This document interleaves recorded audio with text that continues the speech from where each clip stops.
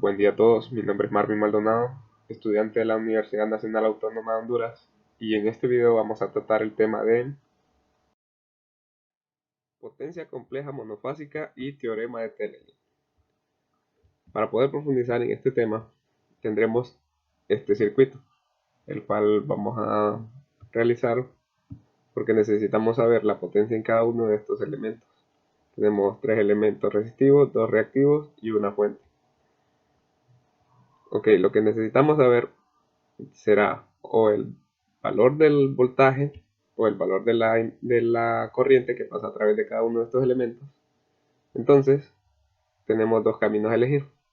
Yo me iré por buscar primero la corriente total y de ahí sacar cada corriente en cada uno de los elementos para poder encontrar su potencia. Empezaremos de derecha a izquierda. Reduciremos la primera resistencia de un ohmio con el capacitor. Nos dará este resultado. Luego eso le vamos a sumar 1 y ese mismo resultado, de ahí le haremos el paralelo con el inductor, dando esta respuesta.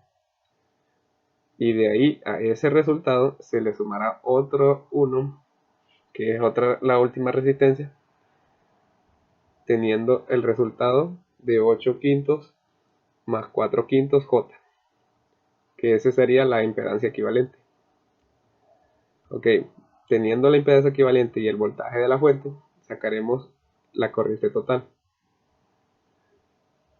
Teniendo de que el voltaje sobre la impedancia nos dará el resultado, que es 67.1 amperios con un ángulo de menos 26.57. Si volvemos al inicio, podemos observar de que el circuito lo podemos dejar expresado en dos mallas. La malla 1 ya la conocemos porque es la corriente total que entrega la fuente, y solo nos quedaría encontrar la corriente I2. Para eso aplicaremos la ley de voltajes de Kirchhoff para la malla I2,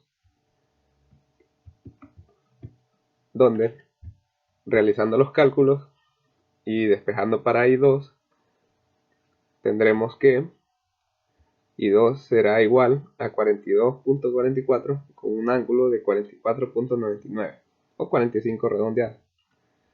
Teniendo esta corriente, podemos sacar de que la corriente en el inductor es la resta de la corriente total menos I2, que nos dará un resultado de 67.1 con un ángulo de negativo 63.44. Si volvemos a transcribir el circuito, ya con las nuevas corrientes, obtendremos esto, donde está la corriente total, la corriente del inductor y la corriente que pasa a través de la impedancia que se generó entre el capacitor y la resistencia de 1. Ahora procederemos a sacar el voltaje en esa impedancia justamente. Para eso vamos a multiplicar la corriente por la impedancia, dándonos un resultado de 30 con un ángulo de menos 0.01. Tenemos otra vez el circuito inicial y necesitaríamos saber cuál es la corriente que va hacia la resistencia de un ohmio que está a la derecha del capacitor. Entonces aislaremos esta parte del circuito.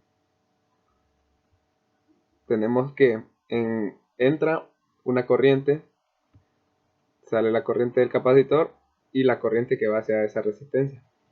Ya tenemos el voltaje del capacitor y de la resistencia misma, porque ambos están en paralelo, tienen el mismo voltaje. Entonces procederemos a sacar la corriente del capacitor y de la resistencia.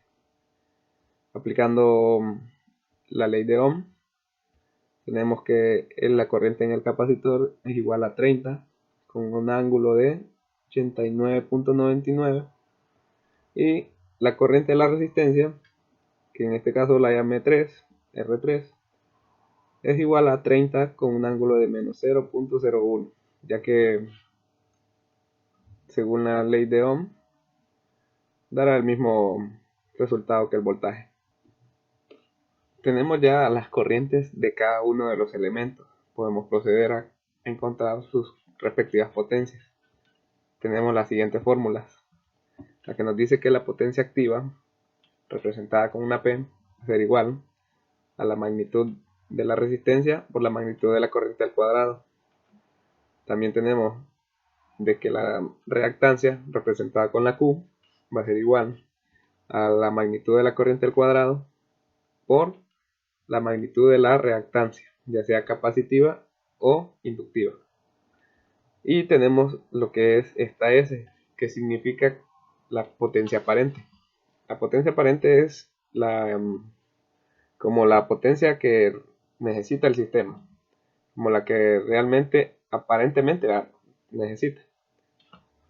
La fórmula está dada por el voltaje multiplicado por la corriente conjugada, o que el resultado va a ser igual también a la potencia activa más o menos J, la potencia reactiva. La potencia activa estará dada en watts, la potencia reactiva estará dada en voltios, amperios reactivos o bar, y la potencia aparente estará dada en voltios, amperios o VA. Entonces con estas potencias podemos formar este triángulo, el cual vemos que en el cateto adyacente se encuentra la potencia activa, en el opuesto está la reactiva y como tangente está la potencia aparente. La única que se mantendrá siempre constante será la potencia activa, lo demás puede variar.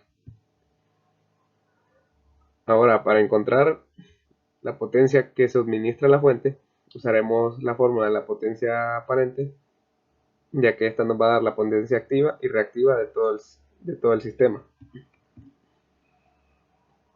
Tenemos que la fuente está suministrando 7201.62 de potencia activa y de potencia reactiva 3601.59. Ese más representa de que el sistema o el circuito en sí es inductivo. Si fuese negativo, fuera un sistema capacitivo, pero en este caso estamos trabajando con un sistema inductivo. Ahora, para la resistencia 1, que es la que está más cerca de la fuente, usaremos la fórmula de la potencia activa, ya que es un elemento resistivo y los elementos resistivos consumen nada más potencia activa. Tenemos que tendrá 4502.41 watts de potencia.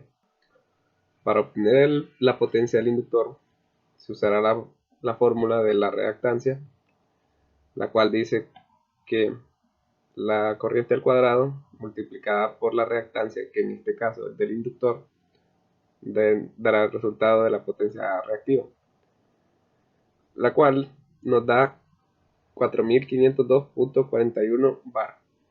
Lo mismo para la potencia del capacitor, la misma fórmula, corriente al cuadrado por la reactancia, lo cual nos dará un resultado de 900 bar. Procedemos con las siguientes resistencias, con la potencia activa. Para la resistencia 2 nos da que consumen 1801.15 watts, y la potencia en la resistencia 3 da que consume 900 watts.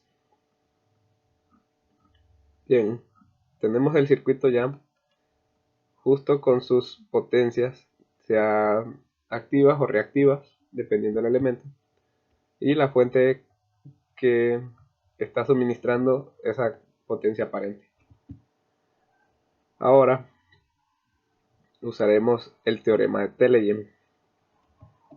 ¿Qué es el teorema de Telegen? Nos dice que la sumatoria de potencias activas que suministra el circuito va a ser igual a la sumatoria de potencias que absorben los elementos activos en el sistema.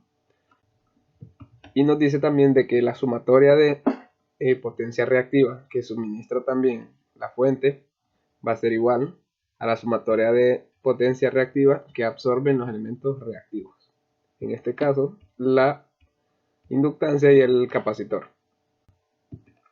Con la fórmula de la potencia activa, tenemos de que la potencia activa que suministra la fuente va a ser igual a la suma de las potencias que consumen los elementos resistivos del sistema.